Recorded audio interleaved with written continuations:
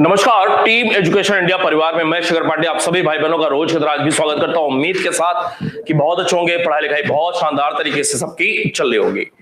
क्यों भाई, ऐसा ही है ना? अनन्या पटेल जी, पवन हिटलर जी, सर्वजीत राठौर जी, अंजलि, दुर्गेश। ये हिटलर क्यों रख लिया है भाई अपने साथ? आज पूरी दुनिया में हिटलर को बहुत अच्छे नजरिए से नहीं देखा जाता है और हिटलर जो नाजीवाद का प्रवर्तक माना जाता है, यूरोप में नाजीवाद का प्रथम विश्व युद्ध के बाद जर्मनी की ओर से नाजीवाद की शुरुआत की जाती है। जो समर्थक रहे उन्हें नाजी कहा गया, जबकि प्रथम विश्व युद्ध के बाद इटली में मुसोलिनी की ओर से जो एक विचार की शुरुआत की गई, दैट इज नोन एज फासीवाद, फासिज्म कहा जाता है। लेकिन वर्तमान स्थिति ऐसी है कि अकेले हिटलर को ही दूसरे विश्व युद्ध के आरंभकर्ता या उसके विचारों का ही प्रतिफल माना जाता है। इस वजह से आज हिटलर बिल्कुल बदनामी के स्तर पे इतिहासकारों के बीच देखने को मिलता है। फिलहाल नाम में क्या है? तो पवन हिटलर जी मेरी बातों पे कह रहे हैं नाम में क्या है। नाम में बहुत कुछ है। नाम से ही पहचान बनती है और नाम कमाया जाता है। नाम सबसे बड़ी चीज होती है।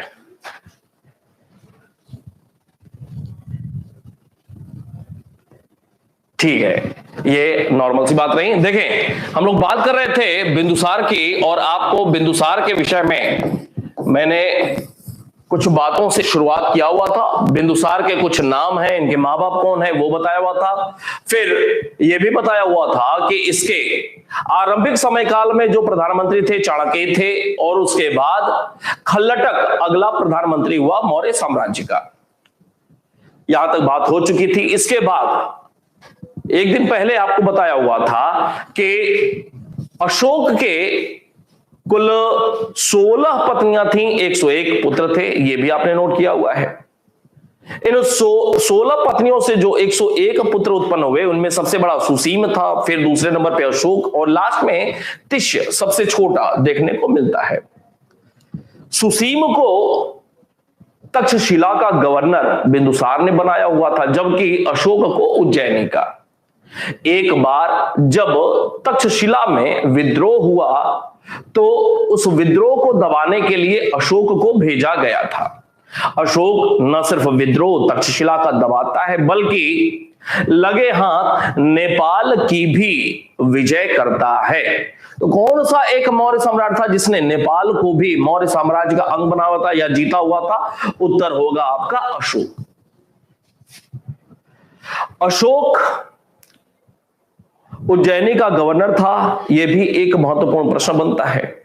इसके साथ साथ कुछ और भी बातें देखने को मिलती हैं बिंदुसार के समय काल से संबंधित। जैसे आप सारे लोगों को जानकारी होगी कि चंद्रगुप्त मौर्य के समय काल से ही यूनानियों के साथ भारत के अच्छे संबंध थे और उस अच्छे संबंधों को आगे बिंदुसार ने बढ़ाया और उसके आगे और अशोक ने भी बढ़ाया हुआ था। तो पूरे के पूरे मौर्य काल में भारत का सबसे अच्छा घनिष्ठ वैदेशिक संबंध यूनानियों के ही साथ था। कल आपने देखा हुआ था कि अशोक के समय भी जो सुदर्शन झील और सौराष्ट्र प्रांत था, तो वहां पे जो प्रांतपति बनाया गया था वो भी एक यवन यूनानी मूल का ही व्यक्ति था जिसका नाम था तुषास्फ। आप लोगों को यह भी जानकारी है कि जब सिकंदर की मृत्यु हुई थी तो सिकंदर ने पूरा का पूरा पश्चिमोत्तर भारत समेत यहां से पश्चिमोत्तर भारत से जो भी पश्चिम में क्षेत्र पड़ते हैं वो सारा का सारा मध्य एशियाई हो चाहे पश्चिम एशियाई क्षेत्र हो, कहां से यूनान से लेकर के आगे तक वो सब कुछ जीता हुआ था। और सिकंदर की जब मृत्यु हुई तो अलग अलग क्षेत्रों में सिकंदर के साम्राज्य के अलग अलग क्षेत्रों में यूनानी लोग ही स्वतंत्र सत्ता स्थापित करते हैं। और इसी प्रक्रिया में सीरिया देश की बात करते हैं। सीरिया के यूनानी एक राजा थे, यूनानी मूल के, एंटियोकस फर्स्ट, और उन्होंने डाइमेकस नामक एक यूनानी दूत को बिंदुसार के समय काल में मौर्य दरबार में भेजा हुआ था। डाइमेकस किसके समय काल में? बहुत बार यह अलग अलग परीक्षाओं में प्रश्न पूछा हुआ है। अशोक बिंदुसार के समय काल में यह मौर्य दरबार में आया था। बिंदुसार ने उससे पत्र व्यवहार के माध्यम से सीरिया के यूनानी राजा से 3 वस्तुओं की डिमांड की हुई थी। एक दार्शनिक, जो कि कानून की वजह से नहीं भेजा जा सका। मीठी शराब की बात किया हुआ था। सूखे फल अर्थात ड्राई फ्रूट्स की बात किया हुआ था। यह आपको बातें पहले भी मैंने बताई हुई हैं। इसके अलावा बिंदुसार के समय काल की एक और महत्वपूर्ण बात बताया था कि सबसे बड़ी, अगर मंत्रि परिषद की बात किया जाए तो 500 सदस्यों वाली सबसे बड़ी मंत्रि परिषद, कभी भी यह प्रश्न बनेगा, बिंदुसार के ही समय काल में देखने को मिलती है। प्राचीन भारत में विशेष रूप से मौर्य काल में सबसे बड़ी मंत्रिपरिषद बिंदुसार की ही देखने को मिलती है, 500 सदस्यों वाली, जिसका प्रमुख खल्लटक था, जबकि अशोक के समय राधा गुप्त प्रधानमंत्री थे और मंत्रिपरिषद के अध्यक्ष थे। इन बातों को नोट करेंगे, उसके बाद हम लोग थोड़ा सा अशोक के विषय में भी बात करना शुरू करेंगे। नोट करेंगे, कल जहां तक नोट किया हुआ था, बिंदुसार का सबसे बड़ा पुत्र, बिंदुसार का सबसे बड़ा पुत्र अर्थात ज्येष्ठ पुत्र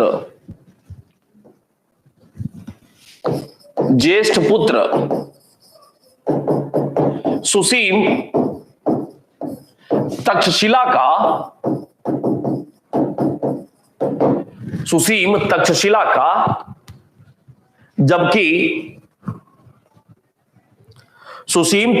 का, जबकि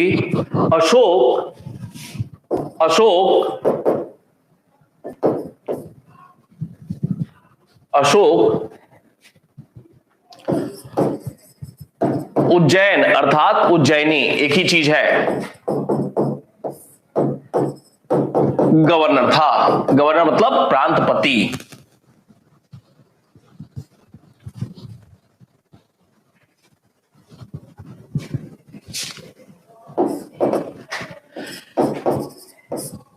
अशोक उज्जैन का गवर्नर था।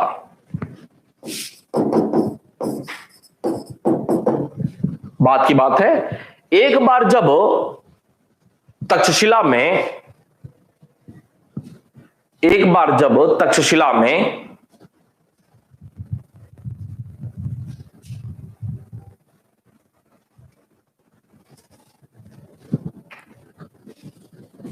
जनता का विद्रोह हुआ, एक बार जब तक्षशिला में जनता का विद्रोह हुआ,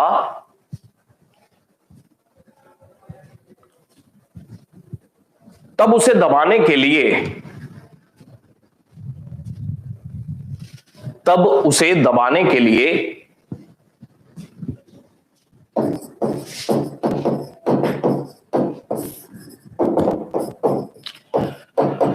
अशोक को भेजा गया था।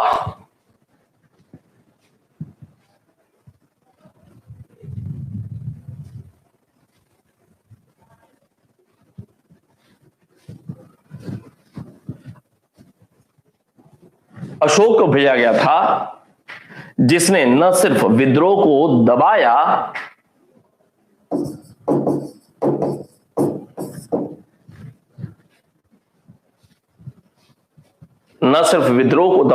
बल्कि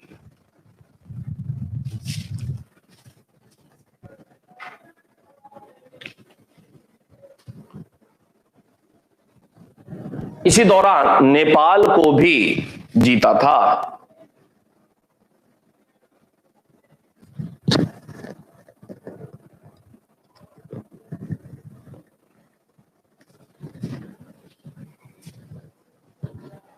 इसी में बिंदुसार के अंत समय में, बिंदुसार के अंत समय में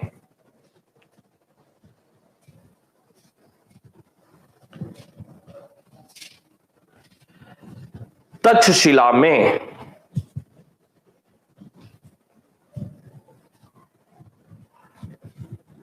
में एक दूसरा विद्रोह भी हुआ था।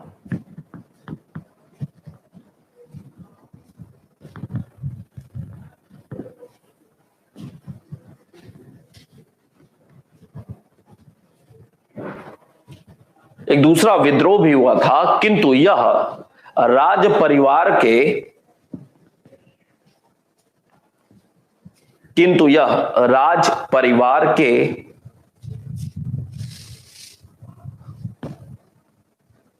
षड्यंत्र का परिणाम था।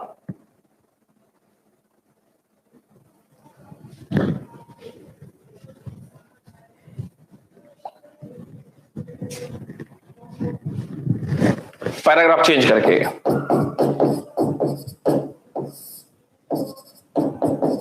बिंदुसार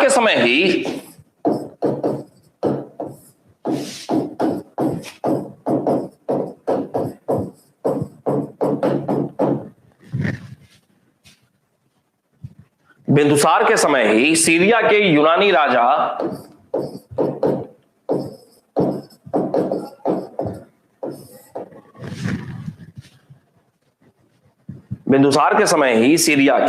राजा एंटियोकस फर्स्ट ने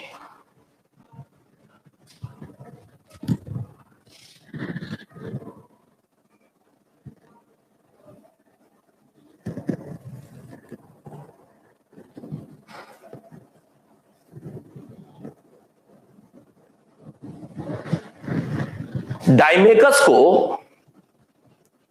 दूत बनाकर भेजा था।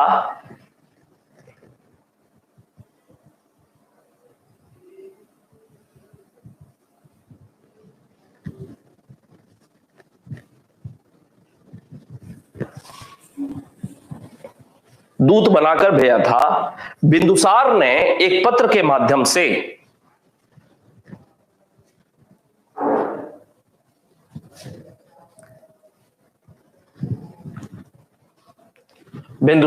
एक पत्र के माध्यम से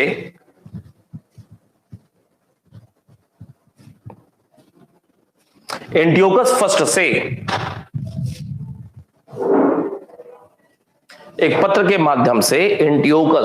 से तीन वस्तुओं डैश, एक दार्शनिक,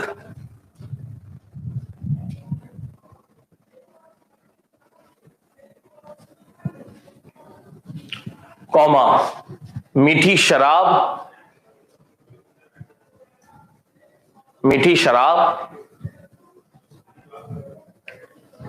तथा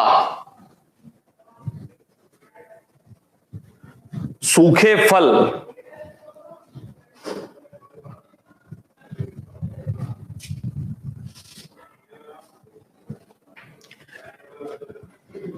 कौमा की मांग की थी।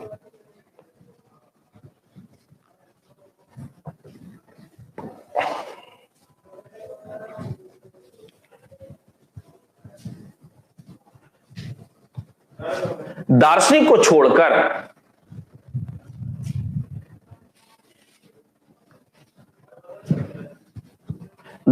छोड़कर अन्य दोनों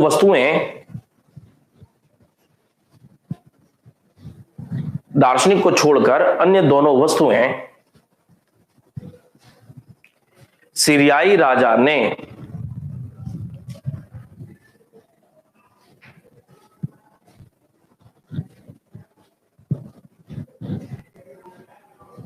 भिजवा दी थी।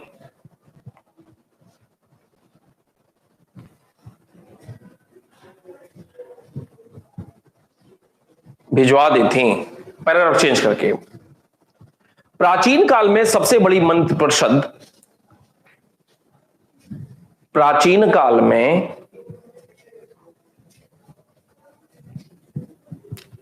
सबसे बड़ी मंत्रिपरिषद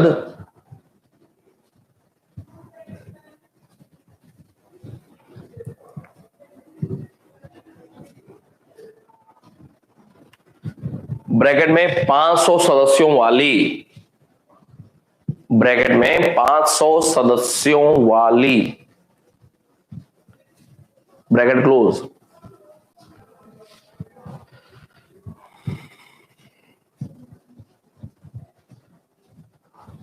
सबसे बड़ी मंत्रिपरिषद बिंदुसार के समय थी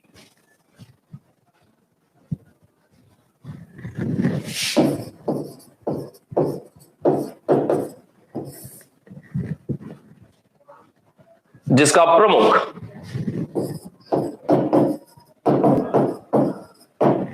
प्रमुख खल्लटक था,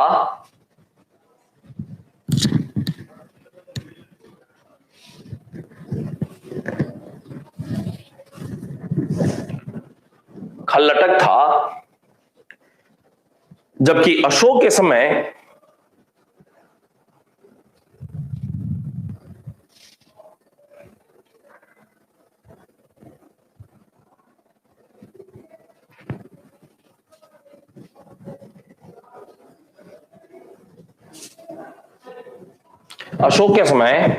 इस मंत्रिपरिषद का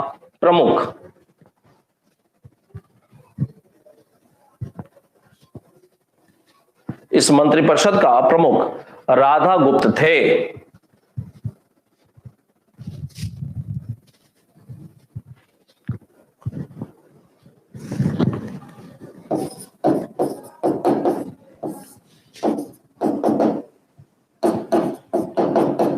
बिंदुसार के दरबार में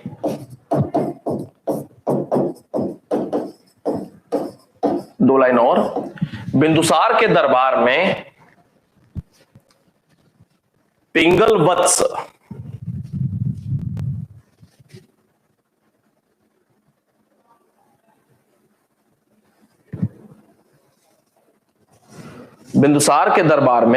वत्स नामक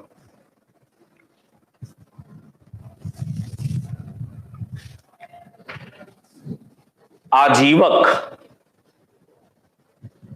भी रहता था। आजीवक मतलब आजीवक धर्म से संबंधित गुरु, आजीवक भी रहता था।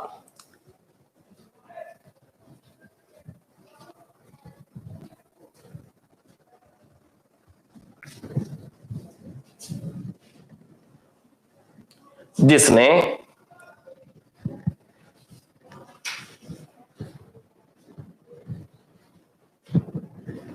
अशोक के जन्म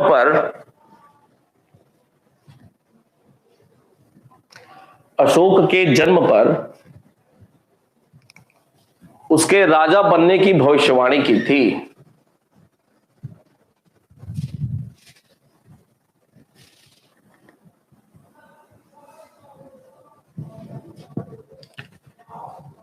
एक लास्ट लाइन, बिंदुसार ब्राह्मण धर्म का समर्थक था।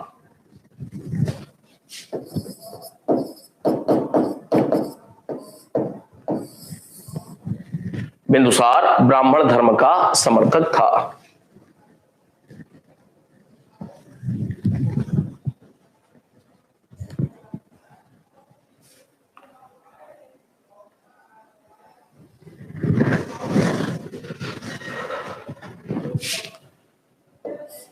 चले पेज चेंज कर देंगे और एक हेडिंग डालेंगे अशोक। देखेंगे जरा,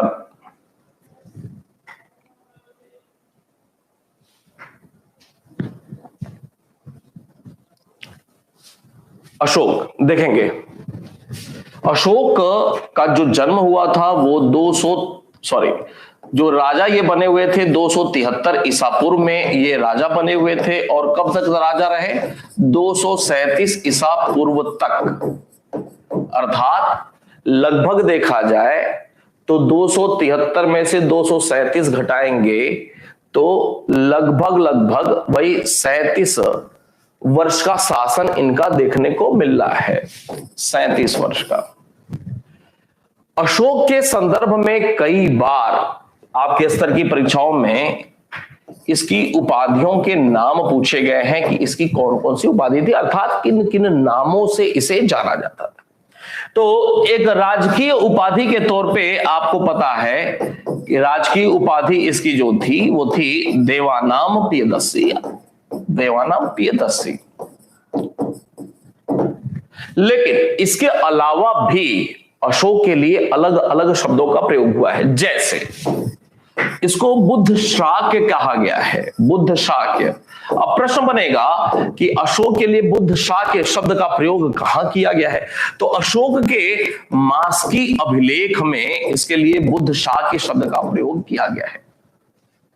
अब प्रश्न बनेगा अशोक वर्धन, अशोक के साथ वर्धन शब्द लगा हुआ है, अशोक वर्धन कहां किया गया है, तो अशोक वर्धन शब्द इसके लिए पुराणों में कहा गया है। अगर एक प्रश्न और बने कि अशोक मौर्य शब्द कहां प्रयोग हुआ है अशोक के लिए, अशोक के साथ मौर्य शब्द भी लगा हुआ है, तो रुद्रदामन के जूनागढ़ अभिलेख में, रुद्रदामन के जूनागढ़ अभिलेख में अशोक मौर्य शब्द का भी प्रयोग हुआ है। अब एक प्रश्न बनेगा कि इसके लिए मगधाधीराज शब्द का प्रयोग कहां हुआ है, अर्थात यह मगध का राजा था। आपको पहले बताया हुआ है अभिलेख पढ़ते समय कि भब्रू अभिलेख में, भब्रू जो कि जयपुर से प्राप्त है, राजस्थान, मगधाधीराज शब्द का प्रयोग भब्रू अभिलेख में इसके लिए किया गया है। अशोक के लिए चंड शब्द का भी प्रयोग हुआ है। चंड, चंड का मतलब होता है निष्ठुर, चंड का मतलब कठोर, और चंड शब्द का प्रयोग बौद्ध साहित्यों में इसके लिए किया गया है। तो ये कुछ इसकी उपाधियां हो गई जो कि अलग अलग सोर्सेज में देखने को मिलती हैं। अशोक कि अगर मां का नाम देखा जाए तो इसकी मां का नाम था सुभद्रांगिनी, और इसे ही धर्मा कहा जाता था। पिता का नाम आप सारे लोगों को पता है, बिंदुसार। अगर अशोक की पत्नियों की बात किया जाए, पत्नियों की बात किया जाए तो अशोक की बहुत सारी पत्नी थी जिसमें कुछ प्रमुख नाम हैं। जैसे जो अशोक की प्रथम पत्नी थी उसका नाम था महादेवी, अशोक की प्रथम पत्नी का नाम महादेवी। इसके अलावा करुआकी का भी नाम मिलता है पत्नियों में। इसके अलावा तिस रखा का भी, तिस रक्षा या रखा का भी नाम पत्नियों में शामिल होता है। और ये वही महिला थी तिसरखा जिसने बोधि वृक्ष को क्षति पहुंचाया था। बोधि वृक्ष को क्षति अशोक की किस पत्नी ने पहुंचाया हुआ था, तो उसका उत्तर होगा तिसरखा ने। बात समझ में आ रही है? चले, अब एक प्रश्न और बनता है, अशोक निम्नलिखित में से किसके सहयोग से राजा बना हुआ था, तो राधागुप्त नामक मंत्री की सहायता से अपने 99 भाइयों को समाप्त करके यह राजा बने हुए थे। और ये जो राजा बन रहे हैं 99 भाइयों की हत्या करके कुल 101 भाई, 100वें नंबर पे ये खुद 100 हो गए। अब 101वां कौन था, तो अशोक का जो सबसे छोटा भाई है तिस्य। अशोक 2 भाई थे, अर्थात सुभद्रांगिनी के गर्भ से 2 बेटे पैदा हुए, एक अशोक और छोटा हो गया तिस्य। तो अशोक और तिस्य बच जाते हैं और 99 भाइयों की हत्या करके अशोक अगला राजा बनता है। इस बात की जानकारी कहां से मिलती है, तो इस बात की जो जानकारी मिल रही है वो सिंघली, सिंघली का मतलब श्रीलंका, ध्यान रखेंगे, सिंघली अनुश्रुति, सिंघली अनुश्रुति में 2 को रखा जाता है, एक दीपवंश और एक महावंश। ये बौद्ध धर्म की पुस्तकें हैं, दीपवंश और महावंश। सिंहली अनुश्रुतियों, दीपवंश और महावंश से यह पता चलता है कि अशोक ने अपने 99 भाइयों की हत्या करके मौर्य बिंदुसार के बाद अगला राजा बना हुआ था। अब ये जो राजा बन रहा है, तो यहां पे आप देख रहे हैं 273 ईसा पूर्व, 273 ईसा पूर्व लिखा हुआ है, लेकिन यहां एक थोड़ी सी जटिलता है, उस बात को समझने का प्रयास करेंगे कि 273 ईसा पूर्व में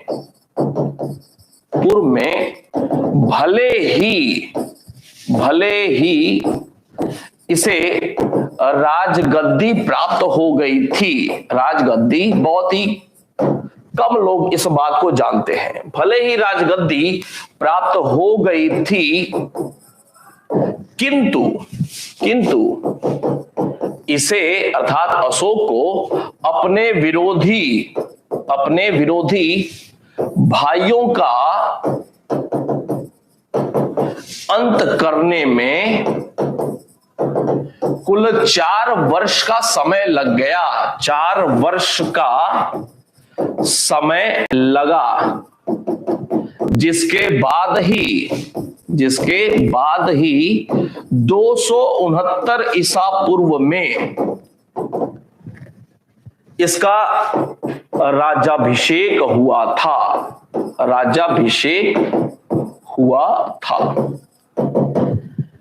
आप में से बहुतों को इस बात की जानकारी नहीं होगी, फिर से मैं रिपीट करता हूं। 273 ईसा पूर्व में भले ही अशोक को राजगद्दी प्राप्त हो गई थी, लेकिन इसके जो भाई थे, संबंधी थे, जो इसके विरोधी थे, उनको समाप्त करते करते अशोक को 4 वर्ष का समय लग गया।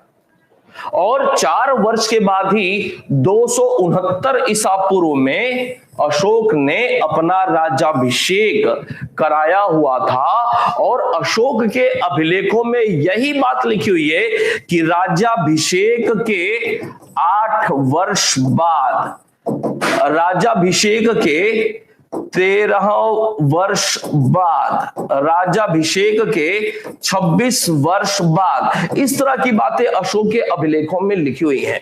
अब राज्याभिषेक के 8 वर्ष बाद अगर लिखा हुआ है, इसका मतलब है यहां से काउंट हो रहा है।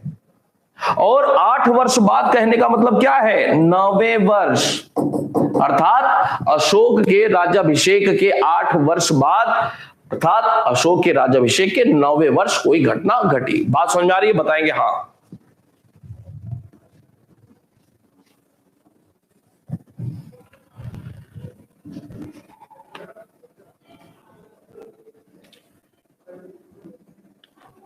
राजनीति में कौटिल्य ने पहले ही अर्थशास्त्र में राजनीति शास्त्र के इन सारी बातों को अखिलेश जी पहले ही उन्होंने लिख दिया था कि जो महत्वाकांक्षी है, येन केन प्रकारेण, अगर उसकी महत्वाकांक्षा राजा बनने की है तो उसके लिए जो भी कुछ करना हो वो करना चाहिए।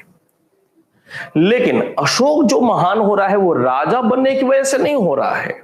राजा बनने के बाद अपनी प्रजा के लिए एक पिता की भूमिका में होते हुए जो अपनी प्रजा के नैतिक और उनके भौतिक जीवन के कल्याण के लिए जो कार्य कर रहा है, अर्थात अशोक द्वारा किए गए लोक कल्याणकारी कार्यों की वजह से वो महान बनता है, युद्ध लड़ने से नहीं बनता है। ठीक है, तो ये बहुत ही महत्वपूर्ण तथ्य थी, वो आपको बात बताएगी। आगे बात करेंगे। राज्याभिषेक के 8 वर्ष बाद कलिंग विजय किया गया। कलिंग विजय राज्याभिषेक के 8 वर्ष बाद किया गया था, अर्थात 9वें वर्ष किया गया था। और ये कब हो रहा है? तो ये हो रहा है 261 ईसा पूर्व में। और कलिंग की विजय करने वाला, एक प्रश्न और भी बना हुआ है, कलिंग की विजय करने वाला पहला शासक राजा कौन था? उत्तर बताएंगे फटाक से। कलिंग की विजय अशोक ने भी किया, लेकिन अगर प्रश्न आ जाए कि कलिंग की विजय करने वाला प्रथम राजा कौन था, जल्दी से उत्तर बताइएगा। तो कलिंग की विजय हुई और इस समय जो कलिंग का राजा था उसका नाम था नंदराज। कौन भाई? नंदराज को ही हरा करके कलिंग की विजय की गई थी। अब कलिंग विजय के अंतर्गत लाखों की संख्या में लोग हताहत हुए थे, मारे गए थे। अशोक को वास्तव में पीड़ा हुई होगी, नहीं हुई होगी, बात की बात है, लेकिन किताबों में ऐसे लिखा हुआ है तो हमें मानना पड़ेगा। अशोक को पीड़ा हुई और उसने यह प्रण किया कि अब आगे से वो युद्ध नहीं लड़ेगा। तो अशोक राजा बनने के बाद सिर्फ और सिर्फ एक युद्ध लड़ा हुआ था और वो भी कलिंग युद्ध लड़ा हुआ था। जी आंचली तिवारी जी, बस आप ही को पता है और लोगों को नहीं पता। महापद्मनंद बिल्कुल सही है, अशोक दूसरा था जिसने कलिंग विजय किया हुआ था। कलिंग विजय में लाखों की संख्या में लोग हताहत हुए थे, मारे गए थे। उसके बाद अभी तक क्या था? कलिंग विजय तक अगर देखा जाए तो यह शैव धर्म का समर्थक था, अर्थात शिव का उपासक था। कौन? अशोक शिव का उपासक था कलिंग विजय तक। कलिंग विजय के बाद जब मन इनका खिन्न रहने लगा तो कलिंग विजय के 4 वर्ष बाद, कलिंग विजय से भी 4 वर्ष बाद यह बौद्ध धर्म की ओर अग्रसर हुए, बौद्ध धर्म की ओर अग्रसर हुआ। ऐसा नहीं है कि कलिंग विजय के तुरंत बाद ही उसी वर्ष या अगले ही दिन मन बड़ा ही दुखी है, बौद्ध धर्म ज्वाइन कर लिया जहां पे सुख शांति अब इनको मिलेगी, ऐसा नहीं था। कलिंग विजय के भी 4 वर्ष बाद अशोक बौद्ध धर्म की ओर अग्रसर हुआ। अब यहीं पे एक प्रश्न फिर बनता है कि बौद्ध धर्म की ओर जो अग्रसर हो रहा है तो इसमें किसका प्रभाव था? तो इसमें निग्रोध का प्रभाव था। किसका? निग्रोध का प्रभाव था। निग्रोध कौन था? तो जो सबसे बड़ा भाई था सुसीम, उसी का पुत्र था जिसने पहले ही बौद्ध धर्म को अपनाया हुआ था। निग्रोध के विचारों की वजह से बौद्ध धर्म की ओर यह अशोक आकृष्ट हुआ और बाद में चल करके उपगुप्त, जो कि एक बौद्ध विद्वान थे, बौद्ध गुरु थे, उपगुप्त ने इसे क्या किया? बौद्ध धर्म में दीक्षित किया या दीक्षा दिया था। उम्मीद करता हूं बात समझ में आ रही होगी।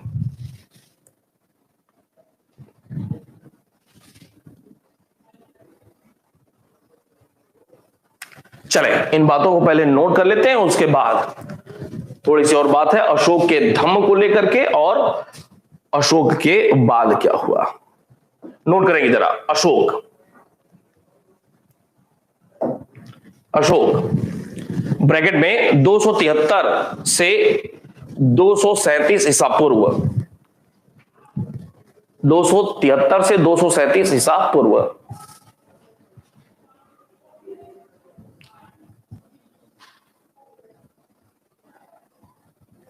नीचे अशोक की कुछ प्रचलित उपाधियां थीं।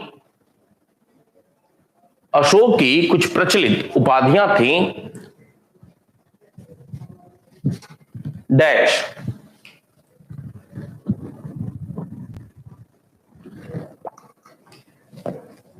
डैश देवानाम प्रियदर्शी, देवानाम प्रियदर्शी,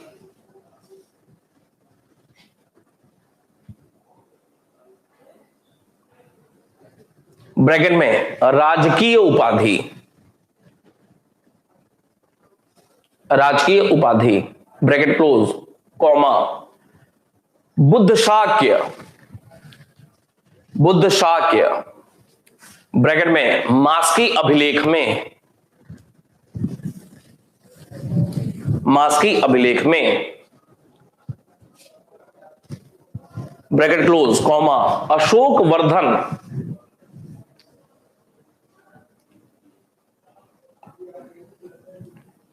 ब्रैकेट में, पुराणों में,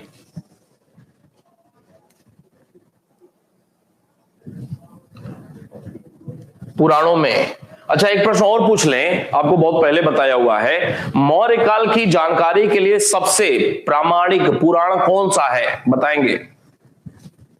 अशोक वर्धन, ब्रैकेट में, पुराणों में, कॉमा, अशोक मौर्य, अशोक मौर्य,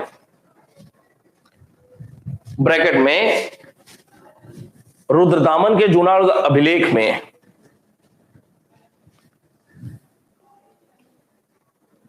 रुद्रदामन के जूनागढ़ अभिलेख में।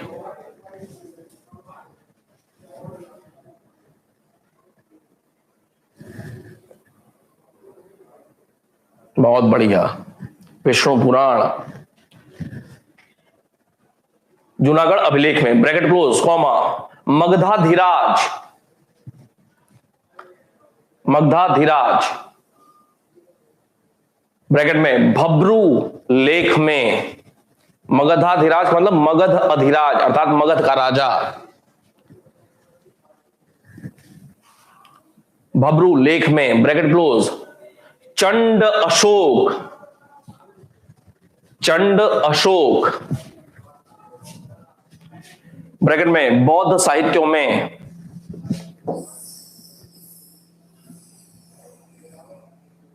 बौद्ध साहित्यों में,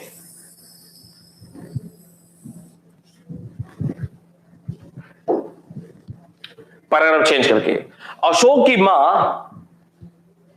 अशोक की मां सुभद्रांगी, सुभद्रांगिनी, ब्रैकेट में, धर्मा, अशोक की मां सुभद्रांगिनी, ब्रैकेट में, धर्मा,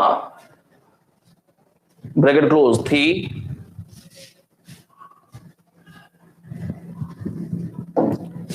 जबकि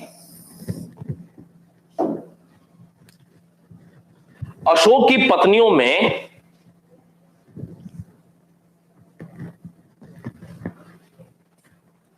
अशोक की पत्नियों में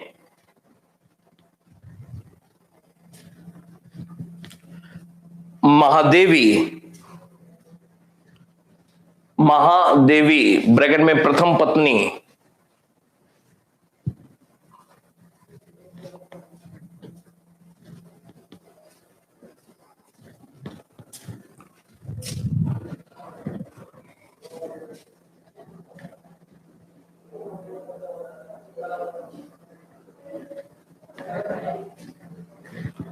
प्रथम पत्नी, ब्रैकेट क्लोज, कॉमा, करुआ की,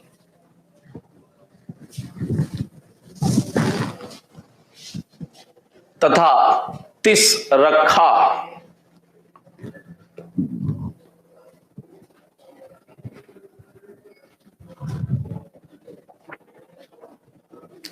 तिस रखा आदि शामिल है।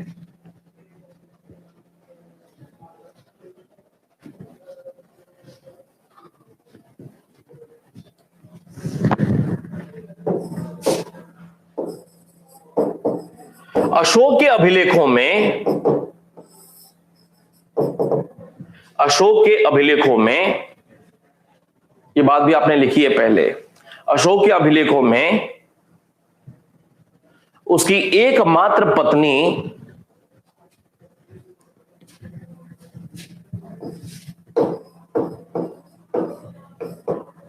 उसकी एकमात्र पत्नी करुआ की,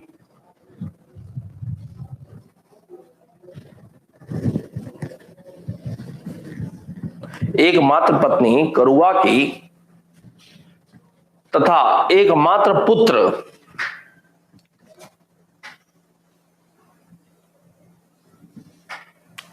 एकमात्र पुत्र तीवर के नाम का उल्लेख मिलता है।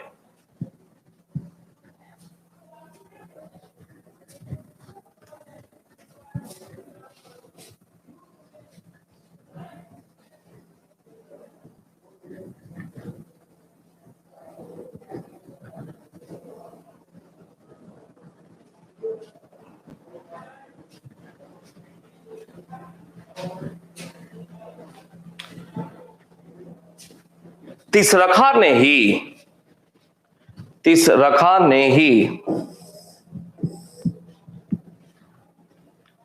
बोधि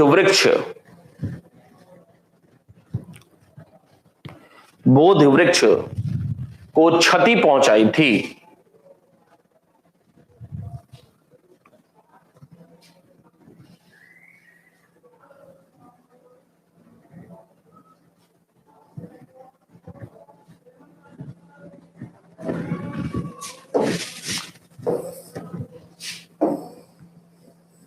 बोधि वृक्ष को क्षति पहुंचाई थी। पैराग्राफ चेंज करके,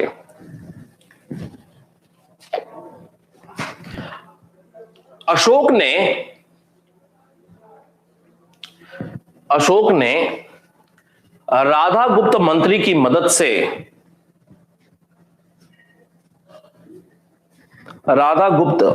मदद से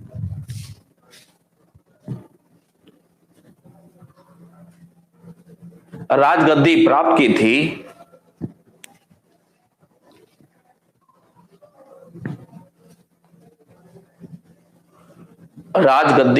की थी।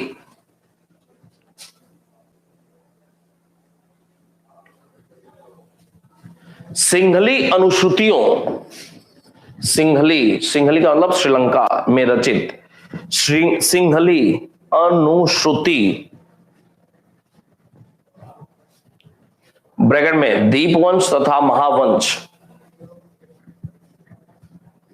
सिंघली अनुश्रुति ब्रैकेट में दीपवंश तथा महावंश, ब्रैकेट क्लोज, से पता चलता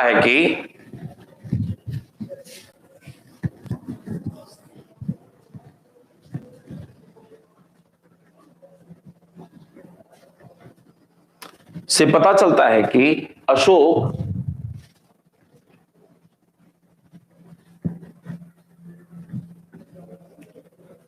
अपने 99 भाइयों की हत्या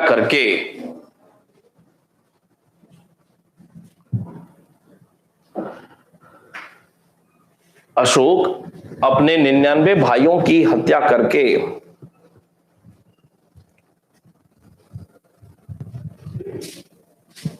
राजगद्दी प्राप्त किया था।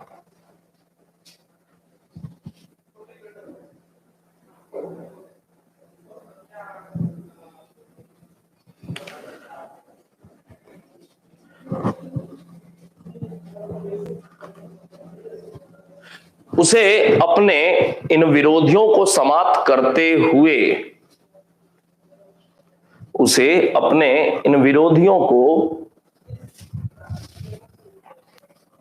समाप्त करने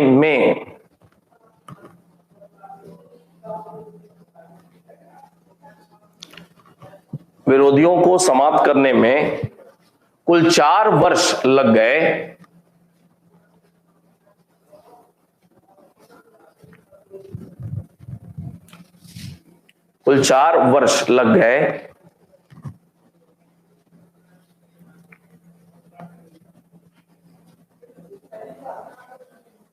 यही कारण था कि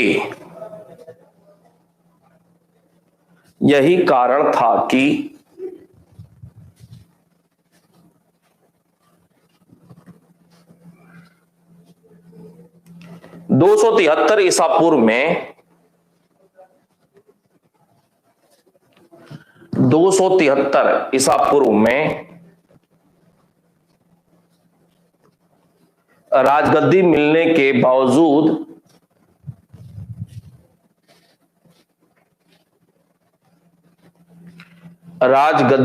के बावजूद इसने 269 ईसा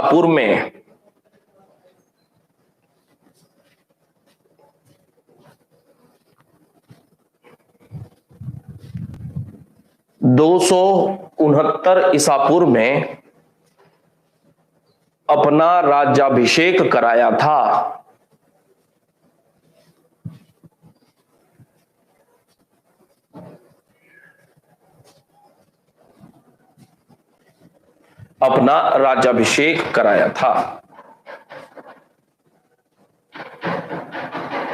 बस करेंगे आज के लिए।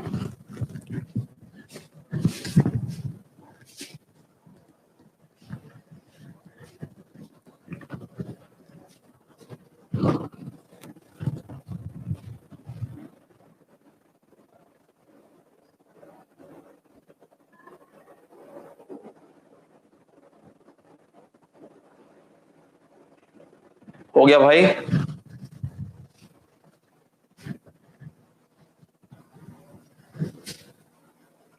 चलें, इत्मीनान से अब रेस्ट करें और कोशिश करें ज्यादा से ज्यादा चीजों को समझें और याद करें। याद करना अति अनिवार्य है, इसका कोई विकल्प ही नहीं है। तो आप में से अगर अभी भी बहुत सारे लोग ढीले पड़ रहे हैं तो मैं उन सारे लोगों को सचेत करना चाहता हूं कि अभी इतना समय है कि अगर बीच में किसी कारणवश व्यवधान आ भी गया था पढ़ाई में तो भी कमर कसें और आज से ही दोबारा से लग जाएं। हजारों से ज्यादा लोग जुड़े हुए हैं और निश्चित रूप से ऐसा होता है किसी भी बैच में कि बहुत सारे लोग ढीले ढाले पड़ जाते हैं, लगता है कि उनसे हो नहीं पाएगा। मैं बिल्कुल स्पष्ट तौर पे कहना चाहूंगा कि जिंदगी में सिर्फ 3-4 महीने, आपको मैंने शुरुआत में ही कहा हुआ था, 3-4 महीने अगर पढ़ाई में आप निवेश कर देते हैं तो जिंदगी भर खर्च करने के लिए आय का एक मुकम्मल स्रोत बन जाएगा और इतना स्रोत बड़ा बन जाएगा कि आगे की 1-2 पीढ़ी के लिए भी आप कुछ ना कुछ करके ही जाएंगे। इन बातों के साथ ही कल मिलते हैं, फिर कोई और बात होगी कमेंट सेक्शन में लिखिएगा। धन्यवाद।